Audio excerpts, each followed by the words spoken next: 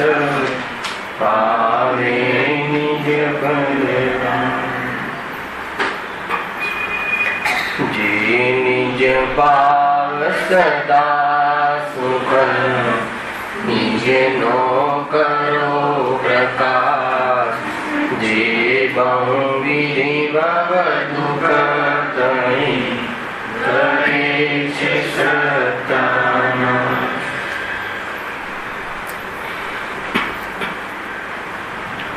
श्री मोक्षमार्ग प्रकाशक ग्रंथ से त्रीजा अधिकार पर अपनी चर्चा चाली रही है। संसार में सर्वथा दुखद से मूल अधिकार है कर्म उदयना निमित्त थी अनेक प्रकारनी अवस्थाओं थाय छे अने ए कर्मनो बंध जे पूर्व में पोतानुं स्वरूप भूलीने अनेक प्रकारना भावों अर्थात कसायना माध्यमथी निमित्तथी थयो होय छे ए अनुसार बहार में स्थिति बने छे અને એ અનેક પ્રકારની પરિસ્થિતિઓમાં પણ જીવ દુઃખને પ્રાપ્ત થાય છે। કુલ મળીને અહીંયા દુઃખની સિદ્ધિ કરવી છે।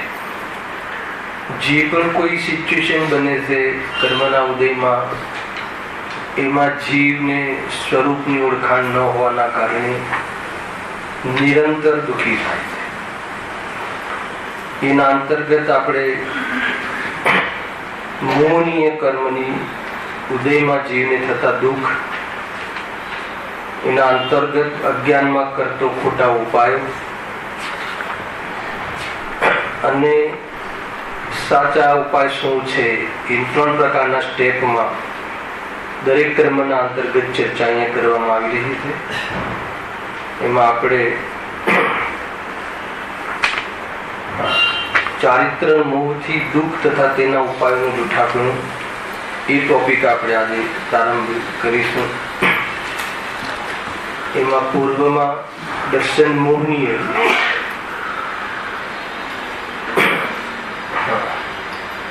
મોહનીય કર્મના બે ભેદ કહ્યા, એક દર્શન મોહની અને એક ચારિત્ર મોહની।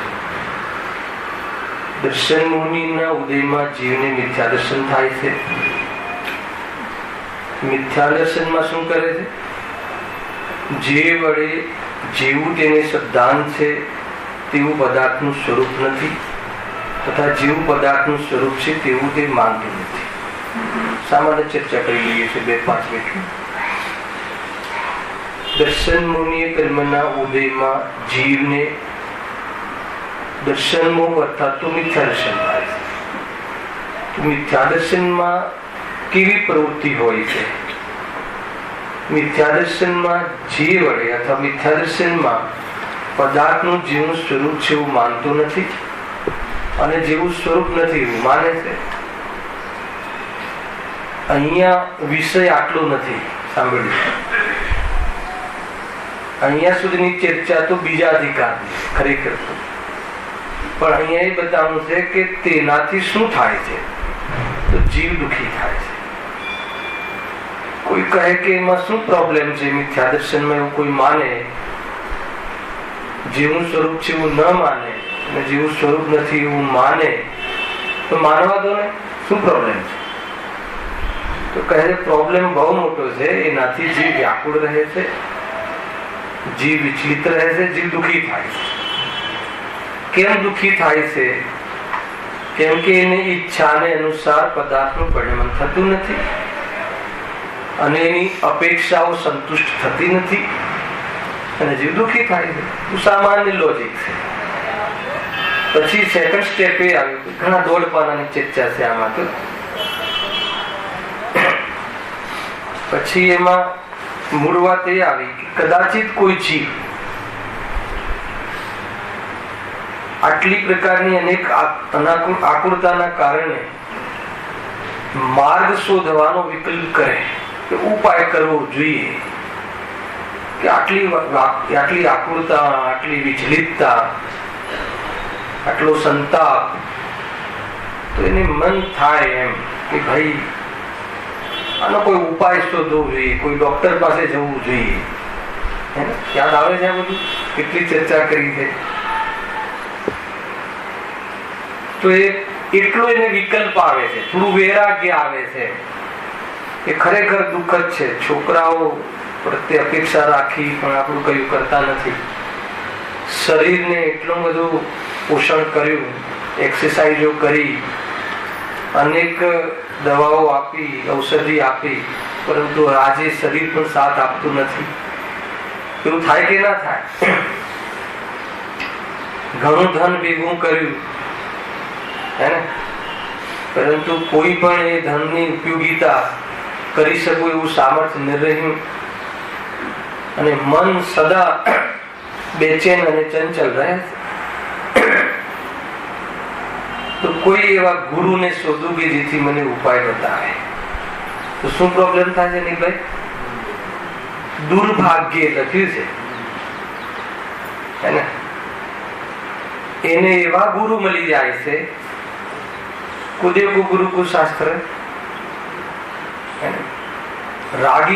રાગના પોષણ કરવા વાળા, એવી જાતિની વિદ્યા બતાવવા વાળા કે તું દુઃખી છે ને, શાનાથી દુઃખી છે કે છોકરાઓ મારું કઈ માનતા નથી, શરીર મારા આજ્ઞામાં મારા પ્રમાણે પરિણમન થતું નથી, તો કે મારી પાસે એનો ઉપાય છે, મારી પાસે એવા મંત્રો છે. તો એવા મંત્રો દ્વારા બધું તારા પ્રમાણે તારા વશમાં રહેશે. કોણ? પર પદાર્થ. અને અધિકાંશ એડવર્ટાઇઝ આની હોય છે, અધિકાંશ પેપરોમાં કહો, જ્યાં પણ આપણા વશમાં રહે, આપણા અનુસાર શરીરની પરિસ્થિતિ બને, એનો ઉપાય અમારી પાસે છે. કાં તો આ મંત્ર લઈ જા, આ તંત્ર લઈ જા, કાં તો ઔષધિ લઈ જા. તો જીવ એ ઉપાય કરવામાં આખો ભાવ ખોઈ નાખે છે. એક બે દિવસ નહીં, મતલબ કે એને પ્રત્યક્ષમાં જીતુભાઈ ખ્યાલમાં આવે છે કે ખરેખર કાંઈ થતું નથી, તો પણ એક જ કલાકમાં તમારું શરીર સ્લિમ થઈ જાય હે ને, વજન ઉતરી જાય એક જ કલાકમાં. એવી જાતિની ઔષધિ અમારી પાસે છે. જીવ પ્રયોગ કરે, 1 કલાક નહીં કે એવો 1 કલાક આવશે એની આશામાં આખો ભાવ પ્રયાસ કરે. ગજબની વાત છે, ગજબવાની મૂર્ખતા છે કે નહીં? એના માટે તો સરકાર પણ જાગૃત થઈ છે. વાંચ્યું હતું મેં કે જે આ રીતે એડવર્ટાઇઝમેન્ટ આપે કે 24 કલાકની અંદર રિઝલ્ટ, અને 24 કલાકની અંદર રિઝલ્ટ ન આવે તો એના પર કેસ થશે. એ રીતે બેવકૂફ બનાવે છે ને પબ્લિકને. અને મોહમાં જે બેવકૂફ બને છે, કહે તો એમ કે ગમે એટલા ભણેલા હોય તો પણ બેવકૂફ બને. બે વિરોધાભાસ વાત નથી. તો ભણેલા છે એનો શું અર્થ? સરળ રીતે પાછો વિષય ઉપાડી લઈશું, તમે સમજો. તો જીવ એવા જીવો પાસે અથવા એવા ગાઈડન્સ મળે એવી જગ્યાએ એવા ગાઈડ પાસે જાય છે, ભટકાઈ જાય છે, મળી જાય છે. એને જોઈતું હતું અને મળ્યું. આમે અંદરમાં એવી જાતિની વૃત્તિ તો હતી જ કે બધું મારા વશમાં રહે તો હું સુખી થઈ જાઉં, અનુકૂળતા રહે, અને કોઈ એમ કહે કે તારા વશમાં થઈ જાય ને એવી અમારી પાસે વિદ્યા મંત્ર બધું છે, તો એને લઈને આખો ભાવ ખોઈ બેસે છે અને અતત્વ શ્રદ્ધાની જ રહે છે, અર્થાત મિથ્યા દ્રષ્ટિ રહે છે, અથવા દુઃખના કારણોને ઓર ભેગા કરે છે અજ્ઞાનતામાં. જીવ દુઃખી રહે છે એમ કહ્યું. જો એ બી હતું ને. હા, પછી કહે છે કદાચિત, અને એક સ્ટેપ આગળ લઉં છું. હવે ચર્ચા બહુ થઈ ચુકી છે. કદાચિત, કદાચિત કેમ લખ્યું? પુણ્યના ઉદયથી, ભાગ્યથી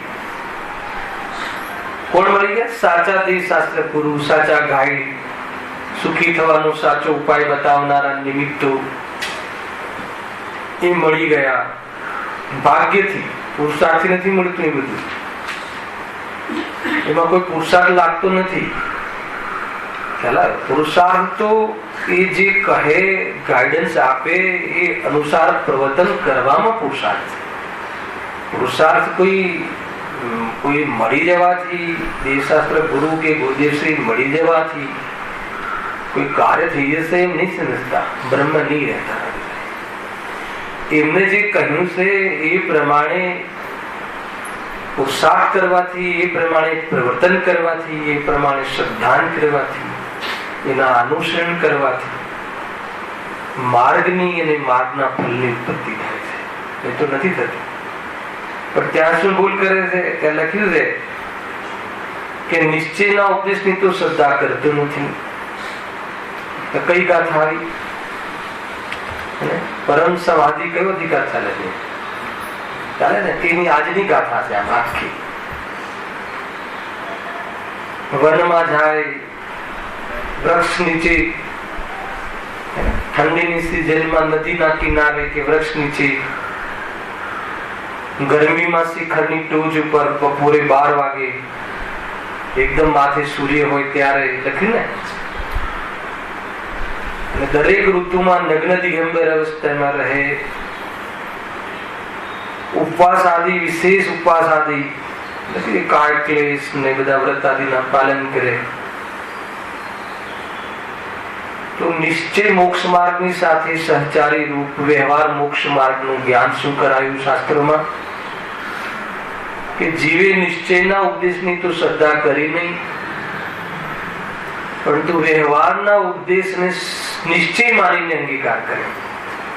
સમજે ભૂલ શું થઈ ગઈ?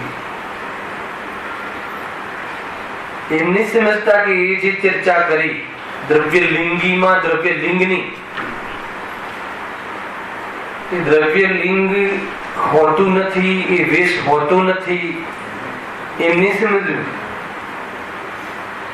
મુનિરાજ હોય, ધાર્મિક જીવ હોય અને બહારમાં કશાની મનતાના અનુકૂળ મોક્ષમાં રહેવા વાળો સહચર વ્યવહાર ન હોય એમ નથી કહ્યું ત્યાં. પણ એના અંતર્ગત ખરેખર ચારિત્ર તો કશાયોને એવી મર્યાદામાં લાવીને ઉપયોગ સ્વરૂપમાં સ્થિર રહે એવો પુરુષાર્થ કરીને સ્વરૂપમાં સ્થિર રહે. એ ધર્મ છે, એ સુખ છે, એ સાક્ષાત સુખ છે, એ ચારિત્ર છે. પરંતુ જીવ એ અંદરમાં સ્થિર થવા સંબંધી,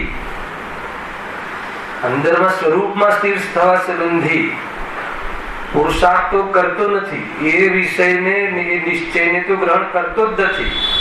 પરંતુ એ વ્યવહારના જે બહારની કશાયની મનતાની પ્રવૃત્તિમાં લોકમાં કશાય માન કશાયને પોષણાર્થે અર્થાત તો તીવ્ર કશાયની અપેક્ષા ઓછી આકુલતામાં સંતુષ્ટ થઈને સાંભળજો કે કારણ અર્થાત તો તેના ફળ સ્વરૂપે સ્વર્ગ આદિમાં અર્થાત બહારમાં અનેક અનુકૂળતાઓના ફળ સ્વરૂપે એમાં છેતરાઈ જઈને જીવ હે ને શું કરે છે? એનો જ ઉપાય કરીને અંતે તો મિથ્યા દૃષ્ટિ જ રહે છે. કેટલી બધી સ્ટેપ કઈ છે આવે છે. જીવ ભૂલ શું કરે છે રાજેશભાઈ ખબર? એમાં એમ લખ્યું ને કે આવા એક શરીર ચોટી જાય એવા, મતલબ કે ઉપવાસ, મહા ઉપવાસ, ઊંચા ઊંચા વ્રતો, તપો, તપ કરે, તપ હે ને. પછી એક લીટી લખી ને તો પણ કઈ લાભ થતો નથી. શાનો લાભ? મોક્ષ. મોક્ષનો લાભ થતો નથી. એની વચ્ચે એક લીટી લખી છે, એને હે પણ એ નથી માનતું. એ લીટી પર છે બધી ચર્ચા. અર્થાત એને ઉપાધિ રૂપે માનતો થકો મોક્ષનો લાભ નથી લઈ શકતો. તો આપણે એમાંથી શું ફોટો ખેંચીએ છીએ? બે પ્રકારના એમાંથી મિસગાઈડ થઈ શકાય છે. જો નિશ્ચય સંબંધી અથવા નય સંબંધી યથાર્થ જ્ઞાન ન હોય તો બે એક તો કાં તો પછી જો લખ્યું છે ને આનાથી મોક્ષ જવાતું જ નથી, તો શું કરો? બંધ કરી દો આજથી. અને અધિકાંશ લોકોએ સાંભળી લો, મૂળ દિગંબરમાં તો એટલે મારું સ્ટેટમેન્ટ છે, મૂળ દિગંબરમાં અમે લોકો જે જન્મ્યા સંપ્રદાયમાં, ત્યાં અમને લોકોને પેલા આ પ્રકારની વ્રતોની ને આ બધી જે અમને પ્રેક્ટિસ કરવામાં આવતી ને, ભાઈ રવિવાર વ્રત કરો, આ કરો, બહુ ચાલતું અમારે. વ્રતોની મહિમા પુષ્કળ હતી. પણ ગુરુદેવનો આ નયાત્મક આશય ન સમજીને અને શું કર્યું કે આમાં તો ધર્મ છે નહીં, આ સારું લઈ આવ્યા ગુરુદેવશ્રીની જય હો, આનાથી મોક્ષ મળતું નથી. તો ગુરુદેવે એવું થોડી કહ્યું હતું કે ભાઈ આ છોડીને તમે પાપમાં ચાલ્યા જાવ, એવું થોડી કહ્યું. કહે કોઈ જ્ઞાની નવીનભાઈ, એવું કહે કોઈ? ઉલટો અર્થ કાઢ્યો ને, આપણને જોઈતું હતું એમ. અમે ઘરેથી કરાવતા હતા ને આમ બીજા લોકો બીજી સંપ્રદાય વાળા મજા કરે, અને આપણે જૈનો ને આ બધું શું થતું નવીનભાઈ બાજવાનું કે આ સારો ઉદય થઈ ગયો. અરે સારો નહીં, તને જે કહ્યું તે સમજ્યું નહીં. ગુરુદેવે એમ કહ્યું કે તું એમાં સંતુષ્ટ થઈ અને તું મહંત બને છે કે હું ધાર્મિક થઈ ગયો, પણ એ કરીને જે કરવાનું હતું એ કર્યું, એમ હતો ઈશારો. તું વિરક્ત થયો, તે વ્રત કર્યા, તું રવિવારે નિર્ણય કર્યો કે આજે ભોજન નહીં લઉં, તો ભોજન નહીં લઈને પછી જે તારો ઉપયોગ ભોજન અને આહાર અને પછી નિહાર બે બચ્યા ને, આહાર નિહાર અને આહાર નિહાર બચ્યા ને વિહાર ત્રીજું બચ્યું ને, ત્રણ બચ્યા, ત્રણ ચીજો. આખી જિંદગી આ ત્રણ ચીજમાં ચાલે છે. આહાર એટલે ભોજન, નિહાર એટલે ટોયલેટ આદિ, પછી એનો નિહાર કરો, અને આ બધી ચીજો માટે વિહાર કરો, કમાવા માટે ભમો. આ ત્રણ વસ્તુ કરીએ ને આપણે કરીએ શું છે? તો જ્યાં વ્રત કર્યું અને બુદ્ધિપૂર્વક કશાયમાં મર્યાદા કરી, આજે બુદ્ધિપૂર્વક, કોઈ આત્માના આશ્રયની વાત નથી. તો શું કર્યું એને? તો પછી શું કામ કર્યું? કહ્યું છે ને વ્યવહાર, ઉપવાસ આદિ કહ્યું છે ને વ્યવહારમાં, વ્યવહાર ધર્મ હે ને. જ્ઞાનીઓએ પણ હોય છે ને, એમ પણ કહ્યું છે ને. કાં તો એમ કહી અને એમ કહીને ઉદ્દેશ શું હતો? એ વિરક્ત થઈને સ્વરૂપમાં જવા સંબંધી સામાયિક આદિ પાઠમાં બેસી સ્વરૂપનો બહુ જ ઈમાનદારીથી વિચાર કરી, પોતે કરેલા જીવનમાં પાપનું પ્રાયશ્ચિત લઈ અને ઉપયોગને બહારમાં વેપારથી છોડાવી સ્વરૂપમાં નિર્લિપ્ત થઈ અને વાસ્તવમાં શુદ્ધોપયોગમાં જઈને આત્માના દર્શન કરવાનો અવસર ઉભો કર્યો. પરંતુ તે એ કાર્ય સંબંધી નિશ્ચય સંબંધી તો વિચાર કર્યો નહીં, ને બહારમાં કોઈ વ્રતાદિનો રેકોર્ડ અથવા વ્રતાદિ સંબંધી એમાં પુણ્યનો ઉદયમાં એમાં થતી પુણ્યની મળતી સામગ્રીમાં સંતુષ્ટ થઈ ગયો. ઉપાય કર્યો. બહુ મોટી ચર્ચા છે જેના ને આપણે લોકો બની શકીએ અહીંયા ક્યાંય હોઈ શકીએ. અહીંયા ક્યાં એટલે આપણું માનસિકતા અહીંયા ક્યાંય આપણી અજ્ઞાનપણે અજાનપણે પણ આપણી કદાચ વધતી હોય, એટલા માટે હું ઘણી વખત આ પોઈન્ટનો વિશેષ વિચાર કરું. સંતુષ્ટજી જલ્દી થઈ જાય, 2-4 કલાક વાંચે, રાત્રિ ભોજન કરે નહીં, તો એમાં જીવ શું થઈ જાય છે? સંતુષ્ટ થઈ જાય. અરે પણ એ કરીને શું કરવાનું હતું? એને કોઈ નિષેધ થોડી છે. એ કરીને જે સ્વરૂપમાં સ્થિર થવાનો પુરુષાર્થ એ કર્યો ને. દ્રવ્યલિંગી મુનિને ત્યાં લીધા છે, એમાં ફોટો એનો ખેંચ્યો તો આજે. દ્રવ્યલિંગી મુનિ કે જે ભાવલિંગ નથી, આત્માનું દર્શન નથી, સ્વભાવની ખબર નથી, વિતરાગતાનો રસ નથી, ગજબ છે. એવા જીવોને કહે છે કે મોક્ષનો લાભ થતો નથી. આજે સ્વરૂપને સાધે છે એ જીવને 1 કલાકની નિવૃત્તિ મળી જાય ઉપયોગની, તો પણ સ્વરૂપમાં જવાનો પુરુષાર્થ વધારે છે. એ રીતની બધી ત્યાં ચર્ચા છે. તો અહીંયા શું કહે છે કે સાચા દેવશાસ્ત્રી ગુરુ તો મળી ગયા, પરંતુ ત્યાં પણ વ્યવહાર શ્રદ્ધાન વડે, એટલે વ્યવહાર ધર્મ છે એમાં ઉપાદેય બુદ્ધિ કરીને અતત્વ શ્રદ્ધાની રહે. મને એ બતાવો કે કે જે વ્યવહાર સિદ્ધાંત છે એ કયા ગુણની પર્યાય છે? બતાવો. શું કહ્યું? કેમ નામ વેદ નહીં? વ્યવહાર સિદ્ધાંત, વ્યવહાર સિદ્ધાંત है ना, व्यवहार सम्यक दर्शन, व्यवहार सम्यक ज्ञान, व्यवहार सम्यक चारित्र. बहुत सरस. चारित्र गुण पर है. ज्ञान कैसे आया? नो विषय तो व्यवहार, ये तो निश्चय व्यवहार ज्ञान ની પર્યાય છે. એને સમજવાની. પણ એ જે વ્યવહાર સિદ્ધાંત જે છે એનો વિષય જે છે એ તો ચારિત્ર ગુણ ની પર્યાય. ચારિત્ર ગુણ ની કઈ પર્યાય છે? વિભાવ, વિકારી. સમજમાં આવે? દેહ શાસ્ત્ર ગુરુ, 7 તત્વ, 9 પદાર્થ, 6 દ્રવ્ય, એની વિકલ્પાત્મક સિદ્ધાંત. એ વિકલ્પ શું છે? રાગ. ખ્યાલ આવે છે કે નહીં? શાસ્ત્ર ભણવા સંબંધી વિકલ્પ એ રાગ. અને કશાયની મંતરનો વ્રતાદિ કરવાનો ભાવ એ રાગ. તો આવી જાતિનું જે વ્યવહાર જીવન હોય છે આ બધું વિકલ્પોની વાત છે. આ જે વ્યવહાર જીવન હોય છે તો એ વ્યવહાર જીવનનું ફલ શું છે? પુણ્ય બનશે. અને એમાં ઉપાદેય બુદ્ધિ રાખે તો એ કયું તત્વ છે? વ્યવહાર સિદ્ધાંત કયું તત્વ છે? સંવર્ત તત્વ છે કે આશ્રવ તત્વ? આશ્રવ તત્વ. અને આશ્રવ તત્વમાં એ સુખ બુદ્ધિ કરે તો એ શું છે? મિથ્યાત્વ.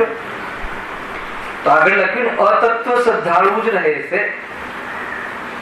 એટલે એનાથી દુઃખોથી મુક્ત થતો નથી. એમ કેવું છે. કેમ મુક્ત થતો નથી? એનાથી એને કર્મબંધ થયો ને. કર્મબંધનું ફળ ગતિ છે અને વળી પાછી બીજી ગતિઓમાં ગયો તો મુક્ત તો થયો જ નહીં. તો ત્યાં બી તો એ જ કરશે.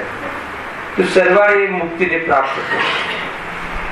મોક્ષ માર્ગ, નિશ્ચય મોક્ષની સાથે રહેવા વાળો જે વ્યવહાર મોક્ષ છે, વ્યવહાર મોક્ષ માર્ગ છે અને સહચર છે અને એ વાસ્તવમાં એ ચારિત્ર ગુણની વિકારી પર્યાય છે. સમજમાં આવે છે કે નહીં? એ રીતે છે. એ સ્વભાવરૂપ પર્યાય નથી એમ કહ્યું. તો ત્યાં એને શું કરે છે? અને એમાં ઘણું બધું લખ્યું છે. જો મન કશાય હોય તો વિષયની ઈચ્છા ઘટે તો થોડો દુઃખી થાય પણ પાછો જેવો ને તેવો બની જાય. નિશ્ચય પ્રગટ કર્યો. સ્વરૂપ, એમાં સ્વરૂપનો સ્વાદ ન લીધો ને એટલા માટે આપણને ઘણી વખત વયનો વેગ આવી જાય, વ્રતાદિ કરે પછી એ જીવ પાછું એવો અસહ્યમાં જતો રહે છે અને પર્યુષણમાં 10 લક્ષણ પર્વમાં જોરદાર આમ કરે ને પછી તો જેવા 10 લક્ષણ પર્વ પૂરા થયા નથી કે જાણે કશાય દબાયેલી હોય ને એવી ખુલે આશ્રય સ્વરૂપનો વિચાર ન સમ્યક સન્મુખ જીવન. હું તો જ્ઞાનીની વાત નથી કરતો, હું સામાન્ય આત્માર્થની વાત કરું. આત્માર્થી પણ ના હોય, જ્યાં ઉદ્દેશ ના હોય સ્વરૂપમાં જવાનો, મોહમંદ ના હોય, સમ્યક સન્મુખ જીવન ના હોય, એનો ટાર્ગેટ ના હોય આત્મદર્શન કરવાનો અને વિતરાગ થવાનું ટાર્ગેટ જ ના હોય, એવો જીવ વ્રતાદિ કરી લે, સહન કરે, એક પાણીનો છાંટો મોઢામાં ના લે 10 દિવસ પર્યંત, પછી એના પરિણામો જેવા નીચા આવે છે ને એ આપણે કલ્પના ના કરી છે.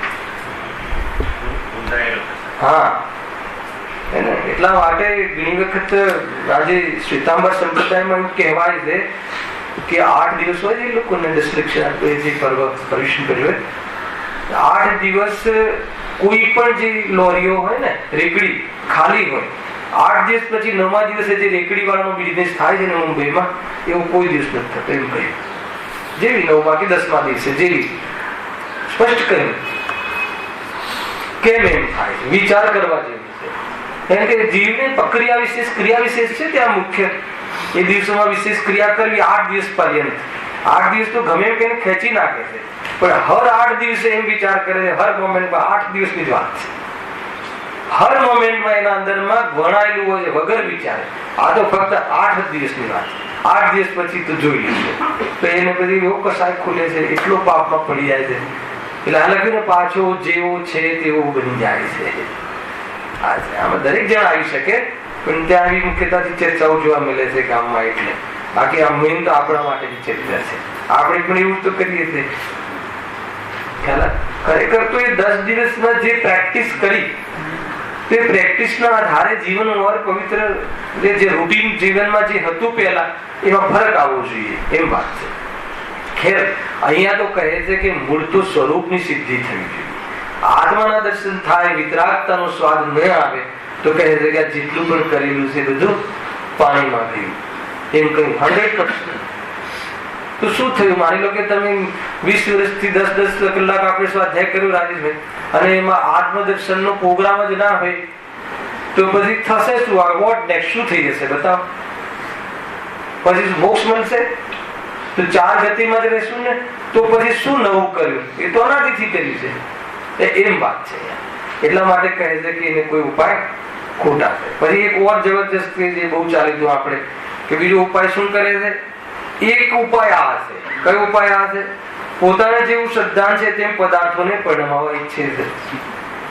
એ પાછો હતો એવો આવી ગયો ને કે નહીં આપણે તો બસ આ બધા આપણું થઈ જાય ને, ક્યાંક પુણ્યના ઉદયમાં કોઈ ચમકારો થઈ ગયો હોય ને, અને આટલું બધું મંદિર આવ્યો, સ્ટેપ બાય સ્ટેપ લીધું છે ને, સુદેવ ગુરુ પાસે આવ્યો હોય, કસાયની મનતા થઈ હોય, અને જે પેલો વિચાર તો અંદરમાં બરાબર સેફ ડિપોઝિટમાં સેફ રાખ્યો છે, અને પેલી જે દ્રષ્ટિ છે ને ખોટી દ્રષ્ટિ તો સેફ રાખી છે અંદર. એવું નથી કે એને જરા પણ ખરોચ નથી આવવા દીધી. કઈ ધન મળી જાય, આ બધું મળી જાય, બરાબર ચાલે, મારા બારમાં યશ મળે, બરાબર યોગ મળી જાય, એ તો બરાબર રાખી છે.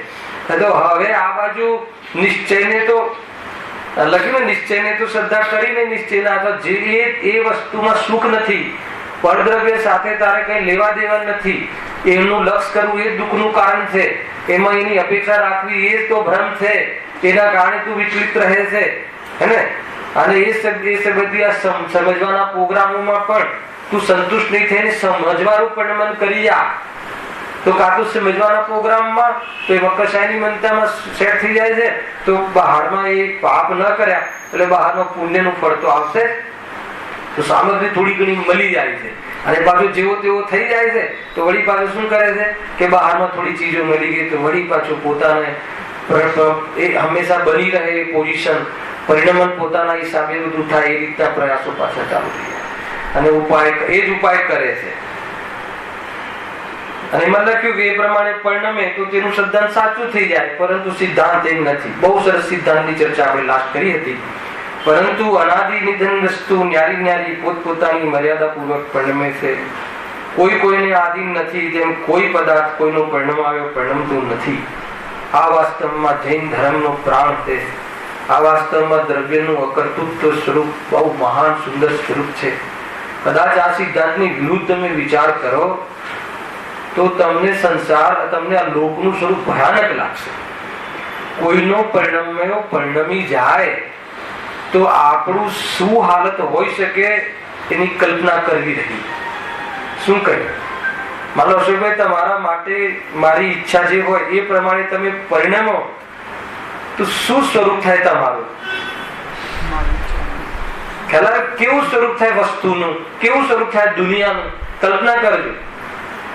કોઈ એક વ્યક્તિની ઈચ્છા પ્રમાણે દુનિયા પરિણમે તો કેવું થાય? કોઈ વ્યવસ્થા ના રહે, કોઈ સ્વરૂપ જ ના રહે, કોઈ લોપ થઈ જાય લોકનો, એ સંભવ નથી. એ તો એટલે આ વસ્તુનું જે સ્વરૂપ છે ને એ પક્ષમાં છે, આપણા પક્ષમાં. આપણા પક્ષમાં એટલે શું? સુખી થવાના પક્ષમાં. ખ્યાલ? મારું કોઈ બગાડી શકતું નથી, મારામાંથી કોઈ કશું લઈ શકતું નથી, એ તો સુખી થવાનો આ સ્વભાવ એ પક્ષરૂપ છે. આપણે મારી પર્યાયને કોઈ રોકી શકતું નથી, મારી પર્યાયને કોઈ બદલી શકતું નથી, એના સ્વકારમાં થવા વાળી પર્યાયને મારી ઈચ્છા બદલી શકતી નથી, કેમ કે પર્યાયનો સ્વકારમાં થવું જરૂર છે. ખ્યાલ આવે છે?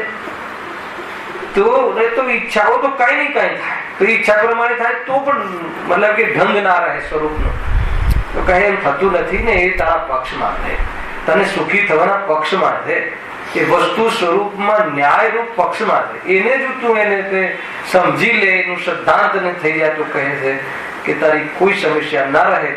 પરંતુ આ સિદ્ધાંતનું અપમાન જીવ, આ સિદ્ધાંત કોને બનાવ્યો?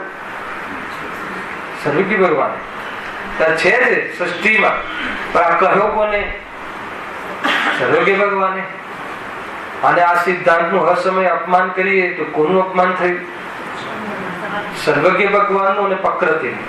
આટલો મોટો અપરાધ છે, એનું ફળ ખરેખર શું મળવું જોઈએ? ખ્યાલ આવ્યો કે આટલો મોટો અપરાધ કરી સર્વજ્ઞ ભગવાનનો વિરોધ કરીએ, હર સમય અપમાન કરીએ અને પ્રકૃતિની વિરુદ્ધ કૃત્ય કરીએ તો એનું એ અપરાધનું ફળ શું હોવું જોઈએ? દુઃખ જ હોય, સ્વાભાવિક છે. પછી કહે કે હું દુઃખી કેમ થાઉં? હર સમય સર્વજ્ઞ ભગવાનને પ્રણીત વસ્તુ સ્વરૂપ જે એની વસ્તુ વ્યવસ્થા, એની વિરુદ્ધમાં ચિંતન, એની વિરુદ્ધમાં ઉલટો પુરુષાર્થ, અને એમની વિરોધ પક્ષમાં બેસીને એમ કહે કે પ્રભુ હું દુઃખી કેમ છું? તો કહે છે કે એનો ઉપાય શું છે? ખ્યાલ? તો પછી અંતમાં કહે છે તો સાચો ઉપાય શું છે? એના ઉપર આપણે ઘણા પ્રવચન, ઘણા વ્યાખ્યાન કર્યા. કેવો, કેટલો ઉપાય છે બતાવશે કોઈ? ઘણા પ્રવચન કર્યા હતા, એ તો તમે હા પાડી. તો બતાવો ઉપાય શું? જોઈને કહો, સ્મરણ કરીને કહો, યાદ કરીને કહો. કાંઈ મતલબ કે સિમ્પલ છે. એક લીટીમાં છે રાજેશ, શું છે લખેલું બતાવો. હે જેવું પ્રકારનું સ્વરૂપ છે. ઉદાહરણ તો બહુ સરસ.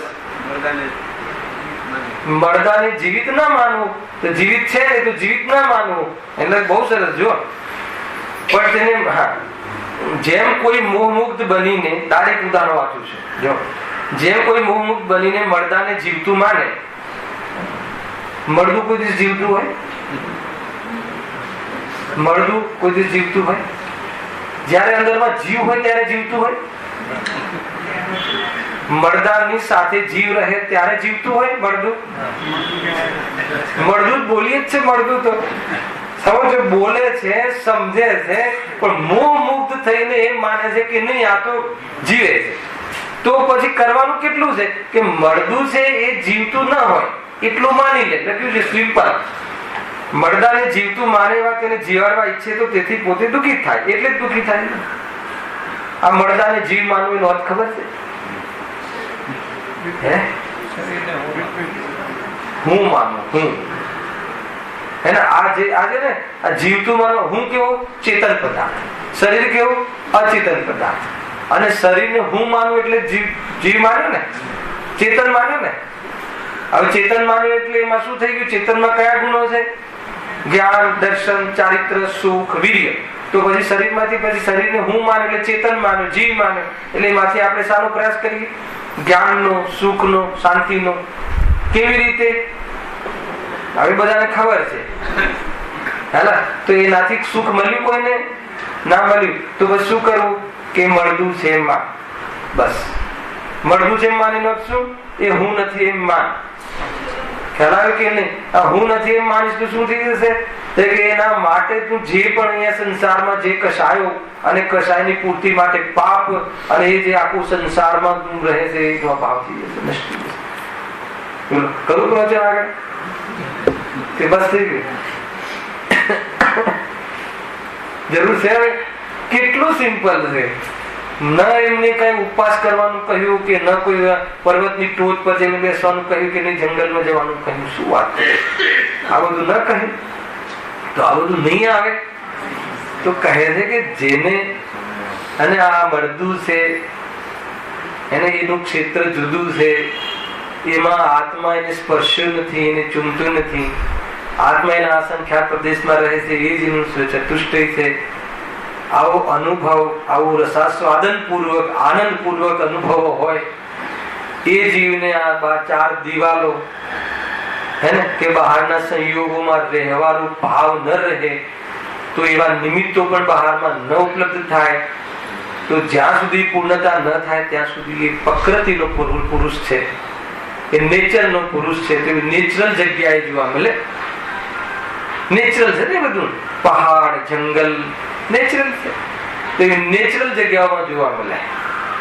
ખ્યાલ આવે કે જો આજે કોઈ વ્યક્તિ 1, 2 કરોડ, 5 કરોડ, 10 કરોડ નો બંગલો બનાવે ખરો, પણ એ બંગલામાં એક ઝોપડું બનાવે ખરો. ખ્યાલ છે તમને? નહીં ખ્યાલ. તમે જોજો, કોઈ 10-15 કરોડ નો કોઈ બંગલો બનાવ્યો એની વિઝિટ લેજો તમે. તો જે ઓરિજિનલ નેચરલ છે ને ત્યાં તો નહીં જાય, પણ એ નેચરલ ની કોપી પોતાના બંગલામાં જરૂર બનાવશે. છેલ્લે પણ મતલબ કે જબરજસ્ત સીલિંગ બનાવશે, ઉપર નળિયા જરૂર નાખશે. ખ્યાલ આવે કે નહીં?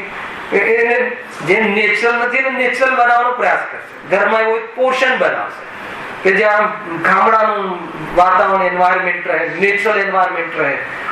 શું છે આવું ખાટલો રાખે એક ને નેચરલ. કેમ? આખિરકાર નેચરલ જે છે ને નેચરલ જ છે, પરંતુ રૂપિયા ખર્ચીને નેચરલ બનાવવાનો પ્રયાસ કરે. અને જ્યાં નેચરલ છે ત્યાં જવાનો ભાવ અંદરમાં વિતરાગ ભાવથી કરી લે તો એને આ બધું કરવું ના પડે. નદીનો કિનારો હોય તો ઘરે એક ઝરણું ઝરમટ એક ડુંગર બનાવે ઘરમાં એક, અને પછી ત્યાંથી એક ઉપરથી ડુપ્લિકેટ શું કહેવાય એક ટાંકી મૂકે, અને પછી ત્યાંથી ઝરણું વહેતું રાખે. હે શું કરે છે કે નથી કરતા? કઈ બંધ કરવાનું ધને તો છે કે નહીં? તો એ ઝરણું વહેતું રાખે તો આપણા મુનિરાજ તો ઓરિજિનલ હે ને, બસ એ ત્યાં તો રહે નેચરલ. એને શું જરૂર છે? તો એ રીતે આ બહુ ઊંચી વાત છે. આપણને જે ક્યાં રહે મેં નહીં, આ તો પછી એને હવે કોઈ ટેક્સ કે કોઈ બહારમાં કોઈ ભાવ વધી ગયા કે બહારમાં જગ્યાના ભાવ 2 લાખ સ્ક્વેર ફીટ થઈ ગયો કે કોઈ જાતનું કંઈ પણ પરિણમન જે વિનિમયનું કાંઈ પણ થાય હે ને, 5000 ની કે 1000 ની નોટ બંધ થઈ જાય કે એવું થાય તો એમના જ્ઞાનમાં કદાચ આવે તો દુઃખી થાય. ખ્યાલ આવે કે નહીં? તો મૂળ અહીંયાથી છે, મળદું માન આને ત્યાંથી જ બધું સ્ટોપ થઈ જશે. બહુ ઊંચી વાત છે. ખ્યાલ આપણે થોડું કેમ હલી જઈએ છે, કેમ થોડું ઘણું આમ થાય ને આપણને એમ લાગે છે કે મારું જીવન તો હે ને કે હું આ બંગલામાં રહ્યા વગર જતો રહીશ ને હું આમ થઈ જઈશ ને. છે શું તમે જે બાજુ વિચારવાનું તે બાજુ જે વિચારતું જ નથી. બોલું ખ્યાલ આવે? અને ગેરંટી છે એ બધું બની ગયા પછી એમાં અમરત્વ છે હે બરાબર. મતલબ કે તમને બધું ટાઈમસર પોઝિશન ને ટાઈમસર બધું મળી ગયું. ટાઈમસર એટલે શું? ટાઈમસર હોય તમારી ઈચ્છા પ્રમાણે. તો પછી તમારું આયુષ્ય તમારું, અને પણ જેટલા વર્ષ રહીએ એટલા સુખેથી તો રહીએ ને. એમાં શું પ્રોબ્લેમ છે? બસ એ ધ્યાન છે. એમાં સુખ નથી. એ નિર્ણય હર મોમેન્ટ કરવાની જગ્યાએ 5 વર્ષ માટે બી મળી તો 5 વર્ષ તો આનંદથી રહી ગયા નહીં રહી શકે. ગેરંટી છે. મોહ મુગ્ધ બનેલો જીવ સ્વર્ગોમાં પણ દુઃખી હોય છે, અને મોહ રહિત જીવ નરકોમાં પણ સુખી હોય છે. કેવી જાતિનું રહસ્ય છે જૈન ધર્મનું છે કે નહીં? શરીર કપાતું હોય ને આનંદમાં રહે. પ્રેક્ટિસ તો એ હોવી જોઈએ ને કે શરીર બરાબર રહે, એ પ્રેક્ટિસ હોવી જોઈએ. ઉપાય શું છે બતાવો? મતલબ કે અભ્યાસ તો એ હોવો જોઈએ ને. ગાડીમાં પીલવા છતાં આનંદ લઈ શકાય એ અભ્યાસ હોવો જોઈએ ને. આપણા પુરાણ પુરુષ મહાપુરુષ હે ને, મહાપુરુષો મિરાજ જેવા જીવ ગાડીમાં પીલાતા હોવા છતાં શરીરનો રસ નીકળતો હોય લોહીનો, અને એનાથી એ મળદું છે હું નથી એવા બલ ઉપર અતિન્દ્રિય આનંદનો સ્વાદ લઈ રહ્યા હોય. એવો અભ્યાસમાં સુખ છે કે એવી પરિસ્થિતિ ના આવે એના માટે કોઈ વિદ્યા સાધીએ, ભગવાન પાસે જઈને પુણ્ય કરીએ. એ ઉપાય છે જીતુભાઈ. સરળ છે ને. આમાં ક્યાં કઈ મોટી વાત કાણ સુધ પર્યાય ને આને ક્યાં મોટા ફોટા ખેંચે. સિમ્પલ છે, પણ એટલો આનંદ આવે છે આ પેરેગ્રાફમાં. જયારે ફરી લઉં ને તો કઈ ના કઈ કન્સેપ્ટ અંદરથી અંદર હૃદયમાંથી આવે. સિમ્પલ છે. આપણને એમ લાગે કે અરે એ જોયું મુનિ દશા આકરી લાગે છે. મુનિ દશા તો સુખની દશા છે. આ અહીંયાથી તો આ મૂળ ભૂલ નીકળી જશે તો એ દશાઓ તો એટલી સહજ આવે છે, અને એ તો વધતી જતી આનંદની દશા છે. એક પણ ચીજની બહારમાં જરૂર ના પડે એ દશા છે. આપણને એ કઠોર લાગે છે તો કહે છે કે એમ છે નહીં આ દશા. કેટલી સરસ વસ્તુ છે બતા. કયું મોટું આમાં શ્રદ્ધાનો પુરુષાર્થ, અને શ્રદ્ધાનો પુરુષ થાય, પુરુષાર્થ યથાર્થ થઈ જાય ત્યાં રમણતા વિશેષ રહે. એ ચારિત્ર અને સ્વરૂપમાં રમણતા રહે એને દુનિયા સાથે શું મતલબ છે? અને દુનિયામાં 6 દ્રવ્યો અને 6 દ્રવ્યો એના પૂરા વૈભવ સાથે રહે છે, તો કઈ ચિંતા કરવાની છે તારે? દુનિયાની અંદર કેટલા દ્રવ્ય? 6 અથવા અનંત. તો એનો પૂરો વૈભવ, ગુણ પર્યાય વાળો વૈભવ એના સહિત છે કે નહીં? તો પછી કયા દ્રવ્યમાં તારે કઈ ખોટ ને કયા દ્રવ્યમાં કઈ કરવું નહીં? આનંદથી રહે, મજામાં રહે. આ થોડો ઘણો બહારમાં રાગ રહે છે, અને રાગમાં તું આકુળતા જોઈ લે અને નિરાકુળતાનો તું વાસ્તવમાં પ્રયાસ કર, તો આત્મદર્શન છે. કેમ એક વાર તો કે તું છોડ ને 100 કરોડ 500 કરોડ એક વખત તું એક વાર પોતાના આત્મા માટે એની સાથે ભિન્ન કરીને જો. અને છોડવામાં શું છોડવાનું છે? છૂટું છે ભાઈ, અને આપણું છે નહીં એ સાચું માનવાનું છે. એમાં કઈ વાત તારી પાસે આચાર્ય તારા 100 કરોડ આપી દે એવું તો કહ્યું નથી. તારા નથી અને તારા માને છે છોડ દે એટલું તો કહ્યું છે. બરાબર છે કે નહીં? તારી વસ્તુ કોઈ છોડવાની કહ્યું હોય ને, તો આપણે બધા મતલબ કે આમરણ ઉપવાસ કરીને સર્વજ્ઞ ભગવાનની સામે આંદોલન કરીએ. આપણે બધા હારે છીએ એવું તો છે ને. ઉપરથી હે ને સબકો દેદી શું છે? નિજકી નિધિ. સબકો દેદી. દેદી એટલે શું? બતાવી દીધી તારી નિધિ, હે ને તારો વૈભવ, વૈભવશાળી અને ભિખારી ક્યાં સુધી? બહુ ઊંચી વાત છે. ખરેખર આપણી વાતોમાં માત્ર આવે છે અને અંદરમાં વિચારમાં પણ કદાચ આવી જાય છે, પણ એમાં એક વાર પડતું મૂકે જીવ તો કહે છે કે એ લોકાગ્ર રહે. અને ભોગોમાં પડતું મૂકે તો કહે કે 7મી નરકના પેટાળ સુધી જઈ આવે. એક વાર ઉભા થઈને જવાની જરૂર છે. આપણને એમ લાગે કે આ ઘર છોડી દેશું, અને આપણને તો ઘરમાં રહીને ધર્મ કરવાનું એક છે ને સમ્યક દર્શન, એ કરી લઈએ તો કહે છે કે સમ્યક દર્શનમાં ઘર મારું નથી, એ પહેલું દર્શન છે. તું ઘરમાં રહીને સમ્યક દર્શનનો ધર્મ પાલન કરવાનું કહે છે કે તારી ભૂલ છે. એને એટલો વિરક્ત હોય છે ને જ્ઞાની ધર્માત્મા ભરત ચક્રવર્તી જેવા જીવો. એને કોણ ભોગ કરે ને કોણ એને છખંડનો અધિપતિ ને કોણ રાગના કાર્યો ને રાગમાં એકલી આકુલતા મુની. એમાં છટપટાહટ છૂટવાનો હર સમય અભ્યાસ અને છૂટવાની હર સમય એની અંદરમાં ભાવના. ત્યારે અંતર્મુહૂર્ત કાળ એવો આવે છે કે જેવી મુનિ દશા ગ્રહણ કરે અંતર્મુહૂર્તમાં સિદ્ધ અવસ્થા લઈ લે. શું જબરજસ્ત અંદરનો પુરુષાર્થ હોય. તને દેખાય છે એ છે નહીં, અને જેને તને દેખાતું નથી એ પુરુષાર્થનો એ સ્વામી છે, એ જ્ઞાની. સમજમાં આવે છે. મજા કરવી હોય તો કરી લેજે, નહીં તો સજા જ સજા છે. અને એક વાર દુકાનનું પગથિયું ઉતરીને જુઓ ખરા. પગથિયું ઉતરવાનું શું છે? અને એની એટલી અંદરમાં અપેક્ષા કે આ હોય તો જ મારું જીવન બરાબર જાય. એટલી ભ્રમણા, એટલી માનસિક તાપ. ચેતનનું સ્વરૂપ, ચૈતન્ય સ્વરૂપ ભગવાન આત્મા. અને ઉદયને તું સમજતો નથી. પાપ પુણ્યના ઉદયમાં પણ તને વિશ્વાસ નથી. તું લાખ ખેંચી લે. કેટલા લોકોને આરોપ આપીશ તારો ઉદયમાં જ કર્મ ફૂટેલા હોય તો હું તો કહું છું કર્મ ફૂટેલા હોય એ પુણ્યનો ઉદય છે. ત્યારે કમસે કમ વિરાટ તો આવે. જબરદસ્ત બરાબર બહારમાં મતલબ કે આજુબાજુ નોકરો ને ગાડીઓ ફરતી હોય એને કહીએ ચલ મોક્ષ, કે ભાઈ આવે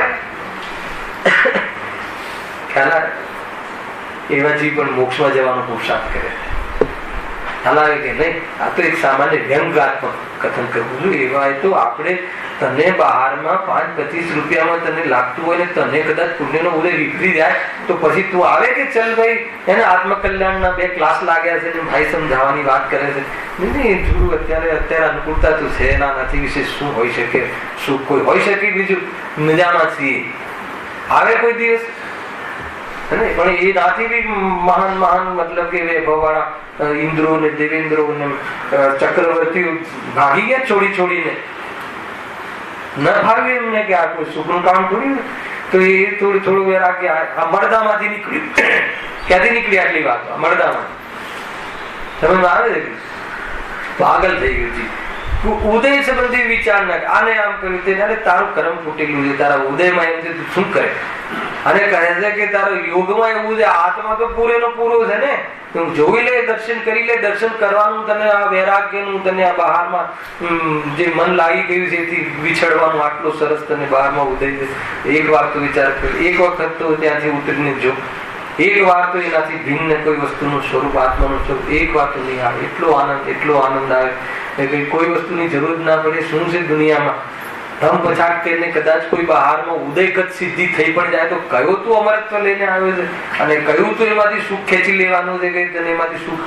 અને કદાચ તારું લાંબુ આયુ હોય તો બી લાંબા આયુમાં તું એના તરફ લક્ષરી કરીને રોએ ને એને રાખવા માટે ચેષ્ટાઓ કરે અને કઈ ઝઘડા કરે, તું એક વાર બી શાંતિને પ્રાપ્ત નહીં થાય. જલ્દી જાગી જા કે આ તો મળતું છે. આ એટલો અર્થ નીકળે છે આની અંદરથી. તાકાત હોય તો કરી લેજો અંદરથી. આત્મામાં ચૈતન્ય શક્તિ છે. રંચ માત્ર પણ ભિખારીપણાથી નથી. જે પણ દુનિયા બહારના એ મારું સ્વરૂપ ક્યાં છે? તો વેશ છે, અને આત્માનો વેશ ક્યાં છે? તો બનવા વાળી પરિસ્થિતિ છે. જો કર્મના ઉદયનો નાચ છે, કર્મના ઉદયનો નાચ યોગમાં આવે, સંયોગમાં આવે, સ્વરૂપમાં નહીં. અને સ્વરૂપમાં મસ્તી છે, ખ્યાલ આવે કે નહીં? હવે તો એવી અસ્તિત્વ તું જોઈ લે તો કહે છે કે દુનિયાની કઈ ચીજ તને રડાવે, મજા આવે. એક વખત એ મુનિદશાના ભડકારા, એક વખત મુનિદશાની અંદર માનસિકતા, અંદરમાં સ્પર્શ એ સંબંધી જોઈ લે. બાકી એ ગેરંટી છે કે તને બધી જ સફળતા બી મળી જાય પુણ્ય ઉદય પ્રમાણે. ગેરંટી છે કે એક સમય માટે પણ તું ચેનની પ્રાપ્ત નહીં કરે. ગેરંટી. કેમ કે તને આ ખબર નથી. એ છે, સમજમાં આવે છે જીતુભાઈ? મજાની વાત છે ને, કેટલી સરસ વાત છે. એવું લાગે કે નહીં હવે હજુ તો ઘણું બધું કરીને સેટ થશું. તું કે સેટ છે, તું સેટ જ છે. ખ્યાલ આવે કે નહીં? તું ઘણું બધું કરીને સેટ છે. તું ડોક્ટર બનીને આટલું પેકેજ લઈને આટલું કરે અને મૂક મગજ મારી ખ્યાલ આવે કે સ્વરૂપમાં એમાં દુઃખી થઈ લોકોના મળદા ફેરીને કયો તું ન્યાલ કરશે. ખ્યાલ આવે? કોઈ 4-5 જણ તને આશીષ આપી દેશે તો શું આપશે? કે દર વર્ષે ડોક્ટર બન્યા રાખ. હે ને? એ છે ઝાડા પેશાબ ફેરીને સુંદર છે. સમજવા જેવી વાત છે કે નહીં? બહુ ઊંચી વાત. દરેક માં લગાવી લેવું. દરેક જ્યાં પણ જેનું હોય છે નહીં ભાઈ. આ તો આત્મામાં તો આત્માની વૃદ્ધિ, આત્માની વાસ્તવમાં ક્વોલિટી, આત્માનું સ્વરૂપ કેટલી સરસ લખી. એકદમ સિમ્પલ. શું કરવું સુખી થવા માટે વેગો ભાઈ જો લખી જો. હા, જેમ કોઈ મોહમુક્ત બની મર્દાને જીવતું માને, વાત એને જીવાડવા ઈચ્છે તો તેથી પોતે દુઃખી થાય છે. પણ તેને મળતું માનવું, વાતે જીવાડ્યું જીવવાનું નથી એમ માનવું, એ જ દુઃખ દૂર થવાનો ઉપાય છે. એ જ ઉપાય છે. મતલબ કે આખી વાત આ રીતે છે. આને આજે દેહને મળતું માનવાનો અર્થ શું છે ખબર છે?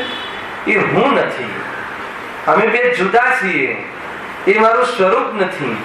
અરે એ પણ કોઈ પદાર્થની પર્યાય છે, એ પણ એના સ્વકાલમાં થવા વાળું કાર્ય છે, અને એ બદલાતું રહે અને પૂતગલ રહે એવું પણ એ દ્રવ્યનું સામર્થ્ય ને વૈભવ છે.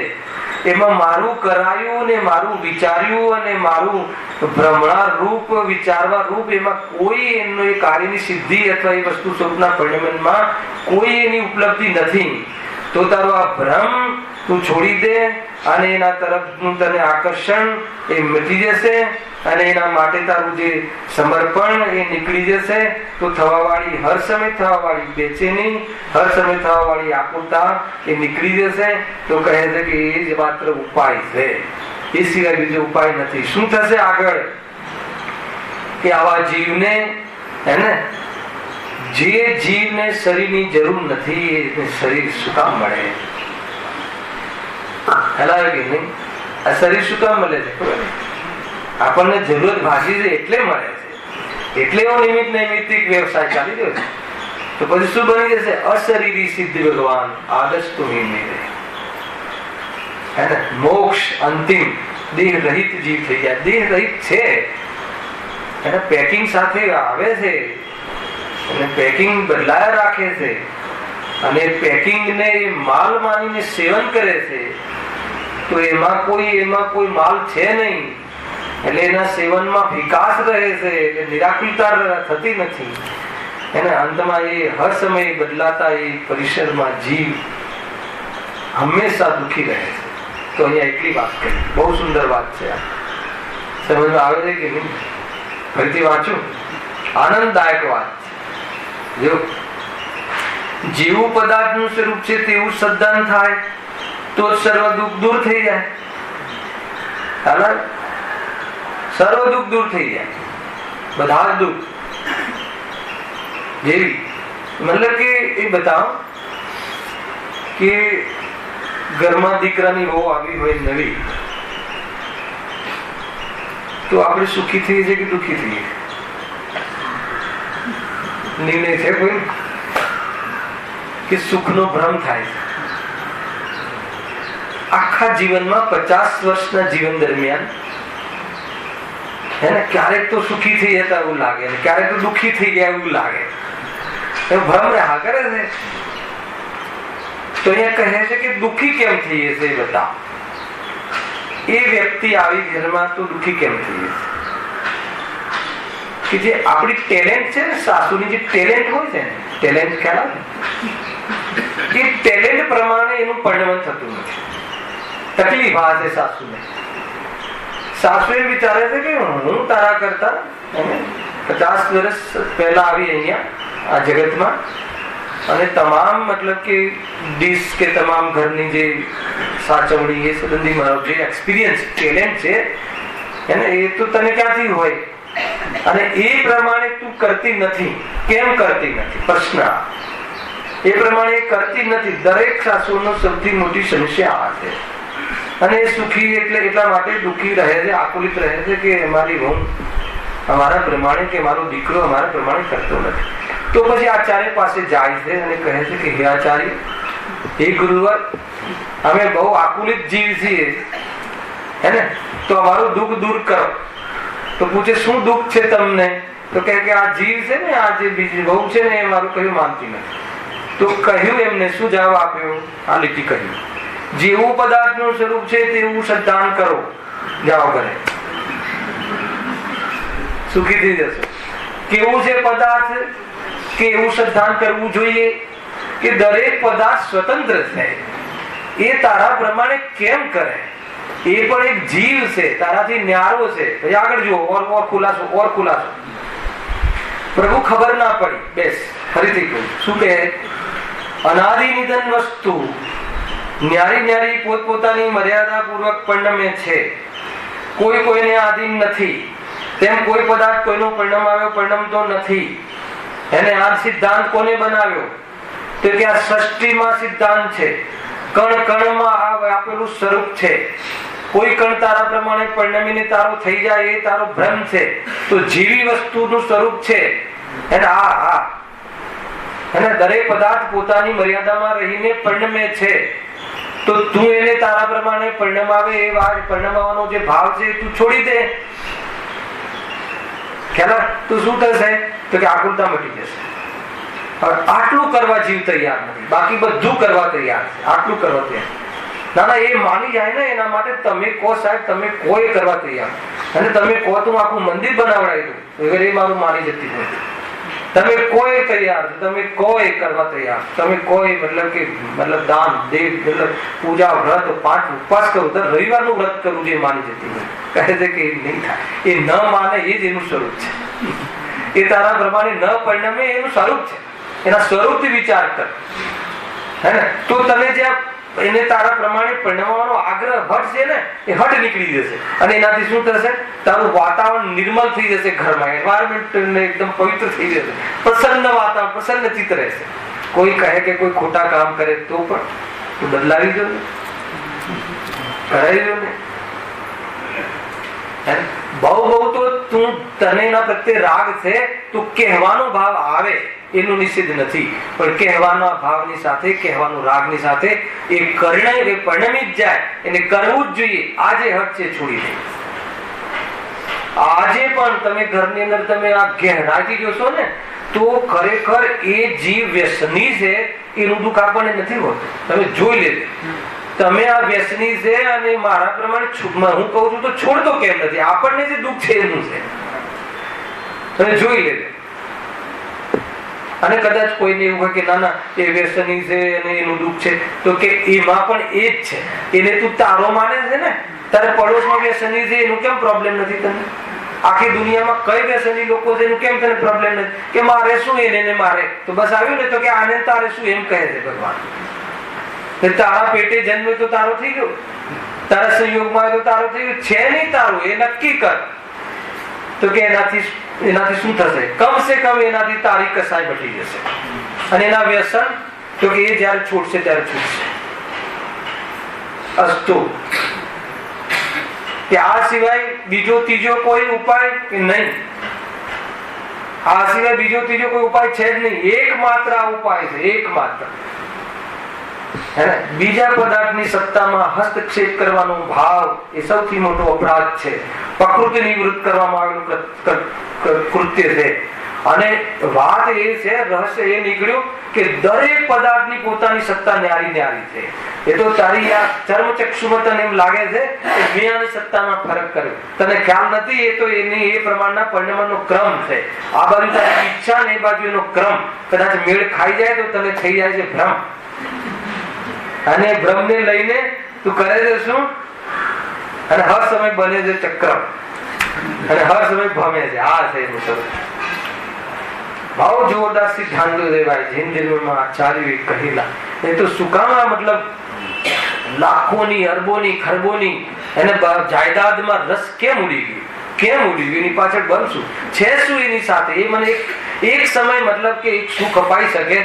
એને 100 કિલોના સોના ઉપર ઉભા રહીએ તો 100 કિલો સુખ મળે. 100 કિલોની પાટ બનાવીને ઉપર મતલબ કે 100 દિન સુતા રહીએ તો સુખ મળે. શું જરૂર છે તારા સોનાની? પછી ભાવનું જે થવું એ થાય. આ સિવાય તને કોઈ બીજો કોઈ ઉપાય અથવા બીજી કોઈ પદ્ધતિ તને સુખી કરે એનું સ્વરૂપ બતાવો રાજેશભાઈ. સિમ્પલ લોજિક, આ બધી લોજિક ન્યાયબદ્ધ વાતો છે. બહુ સરસ. જો એનું ઉદાહરણ ફરતી વાંચું છું, બહુ આનંદ આવે છે. આ સિદ્ધાંત સાંભળીને એમ થાય છે કે સુખી થવાનો આટલો સરળ ઉપાય, આપણે સુખી થવા માટે શું શું કરીએ છીએ. અને અહીંયા કહે છે કે બસ આટલું તું જેમ છે માની લે ને. અને એવું થોડી છે કે તને જેવું નથી એવું માનવાનું કહ્યું. એ તો તું એવું માને છે કે આ મારવું છે, પણ એવું છે નહીં ને. એ માની લે. સિદ્ધિ કરીને બતાવશે આચાર્ય. કોઈ એમ કહી દે કે બતાવો આચાર્ય, તમે કયા આધારે કહો છો કે મારું નથી, તો એની સિદ્ધિ ત્યાં સિદ્ધિ કરશે. એક તો મને બતાવ કે તારું છે, એક તો તારું છે એ બાબતનો તારો એક પક્ષ તો બતાવ. એક વિપક્ષ તારું ખોટું, દરેક પક્ષ ખોટો હશે. હું તને 1000 પક્ષ બતાવું કે તારું નથી. જો તારી નિશાની ચૈતન્ય, એની નિશાની જળ. હેલા બેની નિશાની જુદી, બંનેનું લક્ષણ જુદું થયું ને. જયારે લક્ષણ ભેદ છે તો વસ્તુ ભેદ થાય કે ના થાય? બરાબર. બીજું એ જળ એ આપણે ચેતન. બીજું એ તારી આજ્ઞામાં રહેતું નથી. બીજું ત્રીજું એ તારી સાથે આવતું નથી. થોડા કાળ સંયોગમાં રહ્યો એટલે તારું થઈ ગયું. એ તો અન્યાય છે, તો વિચાર છે.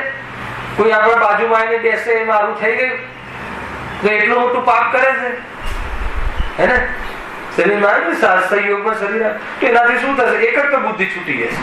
તો એમાંથી શું થશે? પછી એમાં કાંઈ પણ થાય તો તારે શું લેવા દેવા? આજે સીધે સીધું નિરાકુલતાનો માર્ગ ખુલ્યો કે ના? કેટલો ન્યાય છે. અરે આ ભેદ જ્ઞાન તને છે. દુનિયાની અંદર જેને તું જુદા માને છે, સાંભળી, ત્યાં કઈ પણ થાય છે તો બી તને આકુલતા થતી નથી. તો એક સિદ્ધાંત એમાંથી એ નીકળ્યો કે તારાથી જુદું હોય એ ચીજમાં કંઈ પણ થાય તો તારું કાંઈ બગડતું નથી, એ લઈને તને દુઃખ થતું નથી. સિદ્ધાંત ઓકે. હવે તારાથી શું જુદું છે એ વિભાગ કરવામાં તું ન્યાય રાખ, વિવેક કર. બસ શું જુદું છે? તો કહે છે કે એક આત્મા, એક ચેતન, આ તારું ચેતન સ્વરૂપ તું જે છે કે જે અહીંયા આયુ સમાપ્ત થતા આ બધું મૂકીને જાય છે, ત્યાં પણ ખબર પડે છે. અરે આયુના કાળમાં રહેવા છતાં કોઈ બી પદાર્થ તારા આધીન નથી, એ પણ ખબર પડે છે. હજારો વાર સિદ્ધ થાય છે તો પછી એ વસ્તુ તારાથી જુદી છે, સિદ્ધ થઈ કે ના થઈ. અને જયારે જુદી સિદ્ધ થઈ તો હવે શું રહ્યું? હવે સૂર્યના પછી શું રહ્યું? રમણતા ક્યાં રહી? તો ત્યાં સ્થિરતા થઈ ને. બહારમાં જે તારી રમણતા હતી, કઈ બી થાય તો શરીર તૂટે ફૂટે, નળી બ્લોક થઈ જાય, વાલ્વનો હોલ પડી જાય અને હાર્ટની એટેક આવી જાય, તો એ બધું એ કોના સ્પેર પાર્ટ છે? મારા નથી. જેના હોય એ ચિંતા કરે. આ સિવાય એને હાર્ટ ઓકે થઈ જાય તો પણ સુખી થઈ જશે એમ નથી. અને જ્યાં સુધી હાર્ટ આત્માને હોતું નથી, વાલ આત્માનો સ્પેર પાર્ટ નથી, અને આત્માના તો દર્શન, જ્ઞાન, ચારિત્ર, સુખ, વિધિ, પ્રભુત્વ હે ને, એ એના સ્પેર્સ છે. વાસ્તવમાં એનાથી બનેલો આત્મા છે. અગર એ પોતાનું સ્વરૂપનું ખબર નહીં પડે ત્યાં સુધી કે સુખી થવાનો ચાન્સ નથી. એવી સુંદર વાત. હવે કાલથી ચારિત્ર મોહની ક્રમના ઉદયથી શું દુઃખ કરે છે એનો ઉપાય શું છે એની ચર્ચા કરી. સહજાનંદી